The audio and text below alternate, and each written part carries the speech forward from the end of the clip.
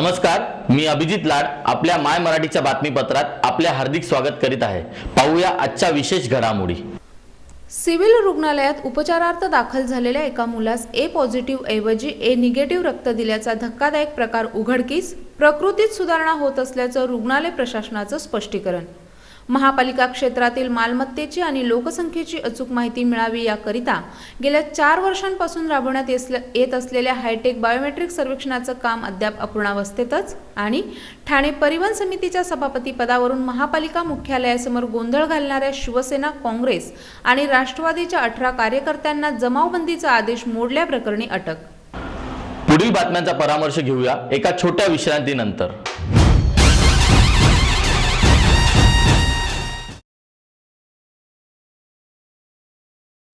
ठाणे महानगरपालिका हद्दीत घर घेताय का? मग ते अनधिकृत तर नाही ना, याची खातर जमा करा। अनधिकृत घर घेणं हा विकणाऱ्यासोबत विकत घेणारा देखील तितकाच दोषी असतो। तेव्हा घराची डोळस खरेदी करा। आपली कुठे फसवणूक तर होत नाही ना, यासाठी ठाणे महानगरपालिका मुख्यालयातील 4थ्या मजल्यावरील बांधकाम विभागात घराचा सर्वे नंबर, टिक्का नंबर याची खातर जमा करा। घराचं स्वप्न अवश्य करूया साकार, पण अनधिकृत घराचा नका करू कधीही विचार। अधिकृत घर म्हणजे उद्याची देखील निश्चिंती। अनधिकृत घराचे दार म्हणजे डोक्यावर कधीही तोडण्याची टांगती तलवार। जगणं तुमचं होऊ दे सुरेल गाणं।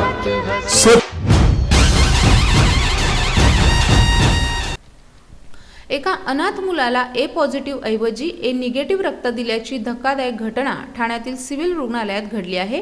तर पॉझिटिव्ह ग्रुपला त्याच ग्रुपचे म्हणजे ए ग्रुपचे निगेटिव्ह रक्त दिले तर काही फरक पडत नसल्याचा निर्वाळा रुग्णालय प्रशासनानं दिला आहे। त्यावेळी ए पॉझिटिव्ह ग्रुपचं रक्त नव्हतं म्हणून या मुलाला ए निगेटिव्ह रक्त देण्यात आलं असून यामुळे या मुलाच्या जीवाला कसलाही धोका नसल्याचं स्पष्टीकरण सिव्हिल प्रशासनानं दिलं आहे।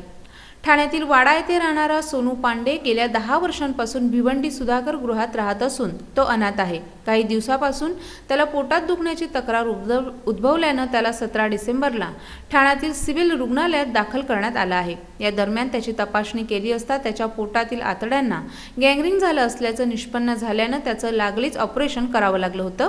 त्यासाठी सोनूचा रक्तग्रुप ए पॉझिटिव्ह या रक्ताची गरज होती, परंतु सिव्हिल रुग्णालयात या ग्रुपचं रक्त उपलब्ध नसल्यानं सिव्हिल इस्पितळातील डॉक्टरांनी त्याला ए निगेटिव्ह रक्त चढवलं होतं। यावर ए पॉझिटिव्ह रक्त असेल तर त्याच ग्रुपचे ए निगेटिव्ह रक्त देऊ शकतो, त्यामुळे रुग्णाला कसलाच धोका उद्भवत नाही आणि सोनूची प्रकृती सुधारत असल्याचं स्पष्टीकरण सिव्हिल प्रशासनाकडून देण्यात आलं आहे। दिनांक 17/12/2013 रोजी 3:30 वाजता सोनू पांडे 10 वर्षाचा मुलगा आश्रमशाळा भिवंडी येथून संदर्भित करण्यात आला होता। त्याला रक्त तपासणी, एक्सरे, सोनोग्राफी आणि सर्जनकडून तपासणी ह्या सर्व तपासण्या केल्यानंतर त्याचं निदान परफोरेशन पेरिटोनायटिस विथ गँग्रीन असं झालं आणि त्यानंतर तात्काळ त्याला रात्री 10 वाजता इमर्जन्सी सर्जरी करण्यासाठी त्याला रुग्णाला घेण्यात आलं। ऑपरेशनच्या दरम्यान त्या रुग्णाला तात्कालिक बाब म्हणून ए निगेटिव्ह रक्तगटाचा ए निगेटिव्ह रक्तगट त्याला देण्यात आले आणि त्यानंतर ऑपरेशन सर्व संपल्यानंतर 3ऱ्या दिवशी पण त्याला रक्त देण्यात आले। जर यामध्ये आमच्या मतानुसार ए पॉझिटिव्ह रक्तगटाला ए निगेटिव्ह रक्तगट हे शास्त्रीयदृष्ट्या आपण देऊ शकतो। तर रुग्णाला जर रिॲक्शन आली 10 ml ब्लड गेल्यानंतर सुद्धा रुग्ण दगावू शकतो। यामध्ये पूर्ण रक्त देण्यात आले ए निगेटिव्ह ग्रुपचे आणि ए पॉझिटिव्ह रुग्णाला शास्त्रीयदृष्ट्या रक्त देऊ शकतो। यामध्ये कोणताच अडचण नाही। त्यावेळेस जे ब्लड बँक ऑफिसर आहेत, BTO ब्लड ट्रान्सफ्युजन ऑफिसर आहेत, त्यांनी कदाचित त्याची कमतरता असेल ए पॉझिटिव्हची, त्यामुळे ए निगेटिव्ह रक्त त्याला देण्यात आलं नाही। शास्त्रीयदृष्ट्या ते योग्य आहे। ए पॉझिटिव्ह रुग्णाला ए निगेटिव्ह रक्त देणं शास्त्रीयदृष्ट्या योग्य आहे, पण ती चूक नाही आमच्या। रुग्ण आजही तो स्थिर आहे. त्याची 90% आतडी सडून काळी पडलेली होती, ती काढण्यात आली, ऑपरेशन करण्यात आले. आज हे रुग्ण स्थिर आहे, ते ठीक आहे सध्या. ठाणे महापालिका क्षेत्रातील मालमत्तेची आणि लोकसंख्येची अचूक माहिती मिळावी याकरिता प्रशासनामार्फत 4 वर्षांपासून राबवण्यात येत असलेले हायटेक बायोमेट्रिक सर्वेक्षणाचं काम अद्याप अपूर्णावस्थेतच आहे. त्यामुळे या सर्वेक्षणासाठी आतापर्यंत खर्च करण्यात आलेले कोट्यावधी रुपये वाया जाण्याची शक्यता आहे. ही नामुष्की टाळण्यासाठी अपूर्ण सर्वेक्षण करणाऱ्या ठेकेदारांवर दंडात्मक कारवाई करून त्यांचा ठेका रद्द करण्यात येणार आहे. तसंच नव्यानं निविदा काढून अपूर्ण ठिकाणांच्या सर्वेक्षणाचं काम लवकरच हाती घेण्यात येणार आहे. ठाणे महापालिकेच्या लेखापरीक्षण अहवालात प्रशासनानं केलेल्या एकूण 300 कोटींच्या कामावर आक्षेप नोंदवण्यात आला आहे. मात्र त्यामध्ये वादग्रस्त बायोमेट्रिक प्रकल्पाचा उल्लेख नसल्यानं महासभेत प्रश्नोत्तराच्या तासात काँग्रेसचे संजय घाडेगावकर यांनी ही बाब प्रशासनाच्या निदर्शनास आणून दिली. 2009 मध्ये तत्कालीन पालिका आयुक्त आर. ए. राजू यांनी शहरातील मालमत्तेचे बायोमेट्रिक प्रणालीने सर्वेक्षण करण्याची मोहीम हाती घेतली होती. त्यासाठी 6 ठेकेदार नेमण्यात आले होते. मात्र अनधिकृत बांधकामांची माहिती उघड होण्याच्या भीतीने अनेक ठिकाणी सर्वेक्षणाला रहिवाशांनी विरोध दर्शवला होता. त्यामुळे अनेक प्रभागांमध्ये बायोमेट्रिक सर्वेक्षणाचं काम अपूर्ण राहिलं आहे. या प्रकरणाची दखल घेऊन तत्कालीन आयुक्तांनी केलेल्या चौकशीत दोषी ठेकेदारांवर कारवाई करण्याचं निश्चित करण्यात आलं आहे आणि ठेकेदारांकडून दंडही वसूल करण्याचं ठरलं होतं. पण या संदर्भात कोणतीच कारवाई झाली नाही. त्यानंतर आता GIS प्रणालीद्वारे सर्वेक्षणाला सुरुवात झाली आहे. त्यामुळे बायोमेट्रिक सर्वेक्षण पूर्णपणे बारगळण्याची शक्यता वर्तवण्यात येत होती. मात्र या अपूर्ण कामाचा व्यवहार संपवून उर्वरित सर्वेक्षण नव्यानं करण्यात येणार असल्याचं आयुक्त असीम गुप्ता यांनी सांगितलं आहे. तसंच या कामासाठी 64 लाख रुपये वाया गेले असून त्याची वसुली ठेकेदारांकडून करणार असल्याची माहिती आयुक्तांनी सभागृहाला दिली. पुन्हा भेटूया अल्पशा विश्रांतीनंतर. माय मराठी चॅनलला माझ्या मनापासून शुभेच्छा. मीटिंगवर मीटिंग्स करतानाही होतील पे सगळे बिल्स. बायको सोबत शॉपिंगला घ्या बॅलन्स चेक करायचा थ्रिल. मित्रांबरोबर पार्टी करताना घ्या फंड ट्रान्सफरचा फील. किचन मधूनही करेल आई तिचा मोबाईल रिफिल. सर्व काही होईल.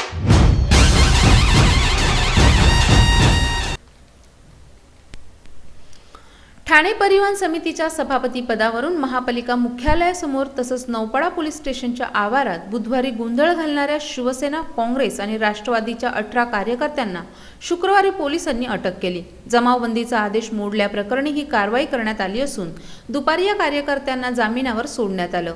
परिवहन समितीच्या सभापती पदाची निवडणूक 23 डिसेंबर रोजी होत आहे. त्यासाठी अर्ज दाखल करताना समितीतील शिवसेनेचे सदस्य शैलेश भगत यांच्यावर जाळे फेकत राष्ट्रवादी परिवहन सभापती पदासाठी आघाडीतर्फे त्यांचा अर्ज दाखल केला.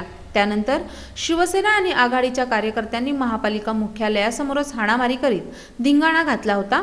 त्यामुळे जमावबंदीचा आदेश झुगारल्याबद्दल नौपाडा पोलीस स्टेशनचे वरिष्ठ पोलीस निरीक्षक JD मोरे यांनी स्वतःहून गुन्हा दाखल करत 18 जणांना अटक केली. या प्रकरणातील आणखी आरोपींचा शोध सुरू असून महापालिका प्रशासनानं मात्र या प्रकरणी अद्याप पोलिसांकडे तक्रारही दाखल केली नाही. TMTच्या भंगार नादुरुस्त बस असंख्य नियमांचा भंग करून धावत असल्याचं निष्पन्न झालं असून ही बेपर्वाई शालेय विद्यार्थ्यांच्या वाहतुकीबाबतही सुरू आहे. त्यामुळे RTO प्रशासनानं गुरुवारी TMTच्या एका बसला मेमो दिला. पुढील 7 दिवसात TMTने विद्यार्थी वाहतुकीच्या नियमांची पूर्तता करून तसा लेखी अहवाल देण्याची सूचना केल्याचे ठाण्याचे RTO N. जाधव यांनी सांगितलं. शालेय विद्यार्थ्यांची ने-आण करणाऱ्या खासगी बसची अचानक तपासणी करून ठाणे RTO अधिकाऱ्यांनी 5 बस जप्त केल्या. खासगी बसवर कारवाई होत असताना TMTच्या ज्या बस शालेय विद्यार्थ्यांची वाहतूक करतात त्या कितपत नियम पाळतात असा प्रश्नही पुढे आला होता. ठाण्यातील विद्यार्थी वाहतूक संघटनेनं माहितीच्या अधिकारात अर्ज करून शालेय विद्यार्थ्यांची वाहतूक TMT कोणत्या बसमधून करते आणि त्यासाठीचे नियम पाळले जातात का याची माहिती मागवली होती. TMTच्या एकूण 72 फेऱ्या विद्यार्थी प्राधान्य म्हणून धावतात. या बस केवळ विद्यार्थ्यांसाठी राखीव असतात. परंतु TMTच्या 21 फेऱ्यात शालेय विद्यार्थ्यांसाठी असल्याचं उत्तरात म्हटलं आहे. येत्या 7 दिवसात TMTने या नियमांची पूर्तता करून तसा लेखी अहवाल द्यावा अशी सूचना केल्याचं ठाण्याचे RTO N. जाधव यांनी सांगितलं. परिवहन सभापती पदासाठी प्रकाश कदम यांनाच बिनविरोध निवडून द्यायचे असं सर्वपक्षीय मत झाल्यानंतरच ही प्रक्रिया घेण्यात आल्याची माहिती आता समोर आली आहे. असं असतानाही राष्ट्रवादी काँग्रेसनं शिवसेनेच्या शैलेश भगत यांना उमेदवारी अर्ज करण्यास भाग पडलं आणि महापालिका मुख्यालयात गोंधळ झाला. मात्र सोमवारी होणाऱ्या निवडणुकीत कदम यांचीच सभापतीपदी वर्णी लागणार असल्याचं चित्र स्पष्ट झाले. परिवहन समितीतील सध्या केवळ 7च सदस्य आहेत. उर्वरित जागांसाठी अर्ज देखील प्राप्त झाले आहेत. परंतु पुढील 3 महिने का होईना परिवहनला सभापती मिळावा या उद्देशानं सर्वपक्षीय नेत्यांच्या बैठकीत प्रकाश कदम यांच्या नावावर शिक्कामोर्तब झालं होतं. त्यानुसार सभापती पदाची निवडणूक घेतली जावी यासाठी कोकण आयुक्तांकडून तशी परवानगीही घेतली होती. त्या नावावर शिक्कामोर्तब झाल्यानंतरच बुधवारी त्यानुसार कदम यांनी उमेदवारी अर्ज दाखल केला. परंतु याच वेळेस राष्ट्रवादीच्या एका नेत्याने भगत यांना उमेदवारी अर्ज भरण्यास भाग पाडलं. त्यामुळे अचानक घडलेल्या नाट्यामुळे साखर झोपेत असलेले सत्ताधारी जागे झाले आणि महापालिकेत राडानाट्य घडलं. परंतु सर्वपक्षीय समिती असताना देखील असा प्रकार कसा घडला याबाबतचं चिंतन आता शिवसेनेचे नेते मंडळी करत असून पुन्हा धोका न पत्करण्यासाठी त्यांनी परिवहनचे सदस्य असलेले भाजपाचे अजय जोशी यांना हायजॅक केला आहे. जोशी यांच्या एका मतामुळेच कदम यांचा निवडीचा मार्ग सुकर होणार आहे. त्यामुळे जोशी यांच्यावर शिवसेनेच्या मावळ्यांचा खडा पहारा लावण्यात आलाय. दुसरीकडे राष्ट्रवादीने देखील शैलेश भगत यांची रवानगी अज्ञात स्थळी केली आहे. ते देखील कोणत्याही प्रकारचा दगाफटका सहन करण्यास तयार नाहीत. ते आता निवडणुकीच्याच दिवशी पालिकेत हजेरी लावतील असं दिसत आहे. असं असलं तरी भगत हे शिवसेनेच्याच बाजूने मतदान करतील असा दावा शिवसेनेच्या वतीनं करण्यात आलाय. तब्बल 2.25 कोटीच्या मालावरील एलबीटी चुकवणाऱ्या 4 शोरूमवर शुक्रवारी दुपारी पालिकेने कारवाई करून हे शोरूम सील केले आहेत. त्यांच्याकडून पालिका 20 लाखांपर्यंतचा दंड वसूल करणार आहे. घोडबंदर रोडवरील कोरम मॉलमधील रिबॉकचं शोरूम तसंच विवियाना मॉलमधील रिबॉक, आदिदास, नॉटिका या बुटांच्या कंपनीच्या शोरूम्सनी 1 कोटींची विक्री केली. तसंच 1.25 कोटीचा माल भरला आहे. पण हे करत असताना या शोरूमनी पालिकेची एलबीटी रक्कम भरली नाही. याची माहिती मिळताच एलबीटीचे उपायुक्त ढोले यांच्या नेतृत्वाखाली अधिकाऱ्यांनी धाड टाकली. तसंच कागदपत्रही जप्त केली. महापालिकेने एलबीटी पोटी आतापर्यंत 315 कोटी रुपये जमा केलेत. एप्रिलपासून ठाणे महापालिका क्षेत्रात हा कर लागू करण्यात आलाय. पण व्यापाऱ्यांकडून त्यास प्रतिसाद नव्हता. अखेर पालिकेनं हा कर वसूल करण्यासाठी करबुडव्या दुकानांवर धाडी टाकण्याची मोहीम हाती घेतली आहे. त्यामुळे पालिकेच्या गंगाजळी आता पैसे जमा होऊ लागले आहेत. पुन्हा भेटूया अल्पशा विश्रांतीनंतर. माय मराठी चॅनलला माझ्या मनापासून शुभेच्छा. मीटिंगवर मीटिंग्स करतानाही होतील पे सगळे बिल्स. बायको सोबत शॉपिंगला घ्या बॅलन्स चेक करायचा थ्रिल. मित्रांबरोबर पार्टी करताना घ्या फंड ट्रान्सफरचा फील. किचन मधूनही करेल आई तिचा मोबाईल रिफिल. सर्व काही होईल शक्य जर असेल हाती TJSB मोबाईल बँकिंग.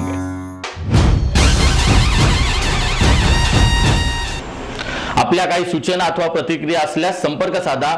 आमचा पत्ता my Marathi news channel B2 plot number 59 Smruti society Nana Nani park जवळ सावरकर नगर ठाणे पश्चिम 400606. अधिक संपर्कासाठी 9320277007 किंवा 8652025555. तर मग पुन्हा भेटूया उद्या याच वेळी याच ठिकाणी आपल्या आवडत्या माय मराठी बातमीपत्रात. तोपर्यंत धन्यवाद.